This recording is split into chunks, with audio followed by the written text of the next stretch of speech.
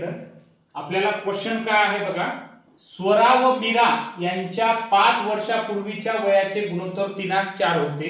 जर 5 वर्षानंतर त्यांच्या वयाचे गुणोत्तर 5:6 असेल तर स्वराचे आजचे वय किती, हे प्रश्न विचारलेला आहे. आता याच्यात 3 प्रकारे आपण सॉल्व्ह करून दाखवत आहोत. 3 प्रकारे. त्यातला पहिला प्रकार एकदम सोपा, बाय ऑप्शन जायचं. कशा प्रकारे बघा, ऑप्शन दिलेले आहेत. स्वराचे आजचे वय काढायचे. 15 वर्ष, 25 वर्ष, 10 वर्ष आणि 20 वर्ष असे स्वराच्या आजच्या वयाचे ऑप्शन दिलेले आहे. बरोबर आहे. बघा 5 वर्षापूर्वीचे गुणोत्तर स्वरा आणि मीरा यांचं काय आहे 3:4. 5 वर्षानंतरचं गुणोत्तर स्वरा आणि मीरा यांचं काय आहे 5:6.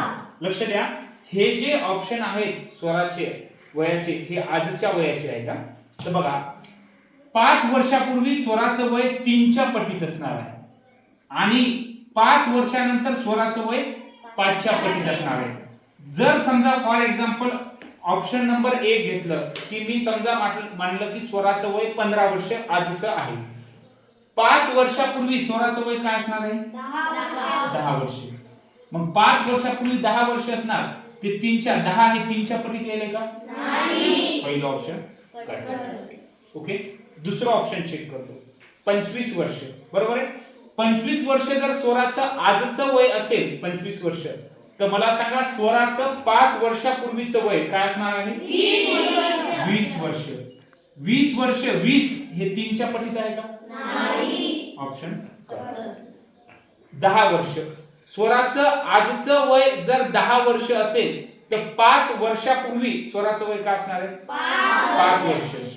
5 वर्ष मला सांगा 5 वर्षापूर्वी 5 वर्ष 5 हे 3च्या पटीत आहे का नाही. तिसरं ऑप्शन. पुढचं ऑप्शन 20 वर्ष. जर स्वराचं आजचं वय 20 वर्ष असेल तर 5 वर्षापूर्वी तिचं वय काय असणार आहे 15 वर्ष. 15 हे 3च्या पटीत आहे.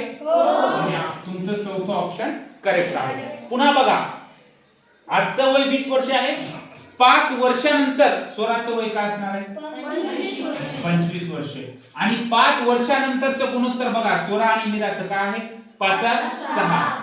5:6 आहे म्हणजे 5च्या पटीमध्ये 25 वर्ष यायले का नाही. ओके. म्हणजे तुमचं ऑप्शन आजचं वय 20 वर्ष करेक्ट आहे. ही एक मेथड समजली. दुसरी मेथड पाहूया. दुसऱ्या मेथड मध्ये बघा स्वरा आणि मीराचं दिलेलं आहे. स्वरा आणि मीरा 5 वर्षापूर्वी जर समजा स्वरा मी घेतली 3x काय घेतली 3x आणि मीरा घेतली 5 वर्षापूर्वी 4x. तर आज 5 वर्षापूर्वी तिचं वय आहे 3x तर आज तिचं वय काय असणार आहे 3x अधिक 5. 5 वर्षापूर्वी मीरा आहे 4x तर आज काय असणार आहे 4x अधिक 5. ओके. 5 वर्षानंतर जर समजा स्वराचं आजचं वय आहे 3x अधिक 5. 5 वर्षानंतर ती होणार 3x अधिक 10. मीरा 5 वर्षानंतर होणार 4x अधिक 10. ओके. आता आपल्याला 5 वर्षानंतरचं गुणोत्तर दिलेलं आहे 5:6 दिले का स्वरा आणि मीराचं. मग स्वराचं 5 वर्षानंतरचं वय आहे 3x अधिक 10 आणि मीराचं आहे 4x अधिक 10. 3x अधिक 10 आणि भागिले 4x अधिक 10 बरोबर 506. या 6 ने याला मल्टिप्लाय करा 3x 10 ला आणि या 5 ने 4x 10 ला मल्टिप्लाय करा. मल्टिप्लाय केल्याच्या नंतर तुम्हाला खाली शेवटी व्हॅल्यू x ची भेटणार आहे. x 5. x 5 पण आपल्याला x विचारलेलं नाही. स्वराचं आजचं वय विचारलंय.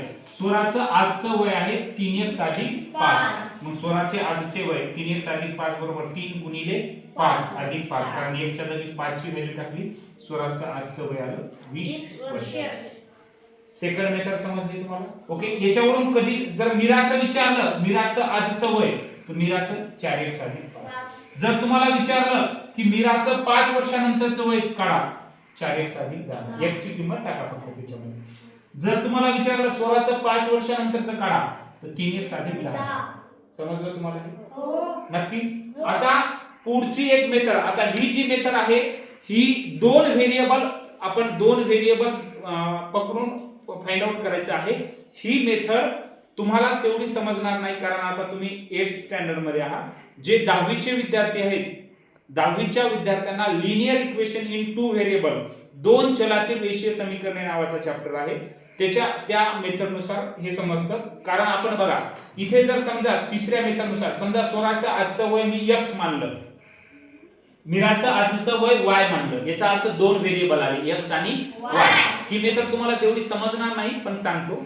x आणि y मानलं तर मला सांगा स्वराचं 5 वर्षापूर्वी वय काय असणार? x 5. मीराचं काय असणार आहे? y 5. त्यांचं गुणोत्तर काय दिले? 3:4. बरोबर आहे. हे जर तुम्ही सॉल्व केलं इक्वेशन, तुम्हाला एक इक्वेशन भेटतं 6x 5y -5. Okay.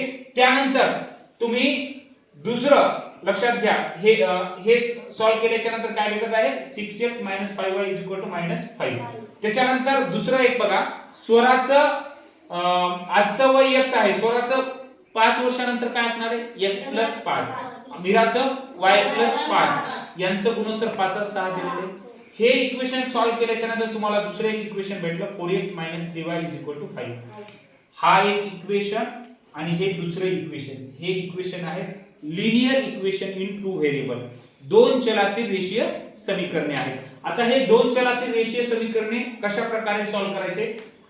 Equation number 1, equation number 2. त्याच्यामध्ये काय करायचं असतं बघा, याच्यामध्ये एलिमिनेट करायचे असतात व्हेरिएबल. कोणताही एक व्हेरिएबल एलिमिनेट करा. इथे -5y आहे, इथे -3y आहे. ओके.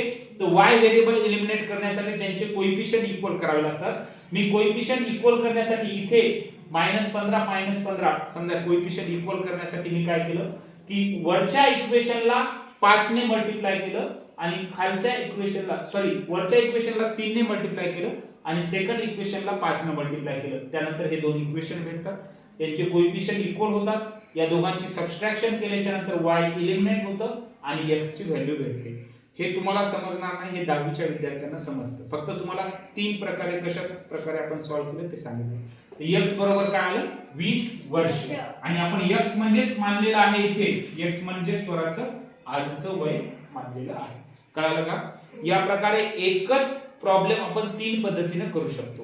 पण आता हे जे प्रॉब्लेम आहेत हे खूप लेंदी आहेत सॉल्व करण्यासाठी. ह्या मेथड आपल्याला सर्वात शॉर्ट ट्रिकची मेथड म्हणजे कोणती?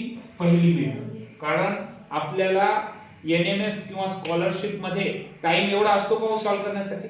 नाही. तर त्यामुळे या शॉर्ट ट्रिक मेथडचा उपयोग करायचा. ठीक आहे. Thank you very much.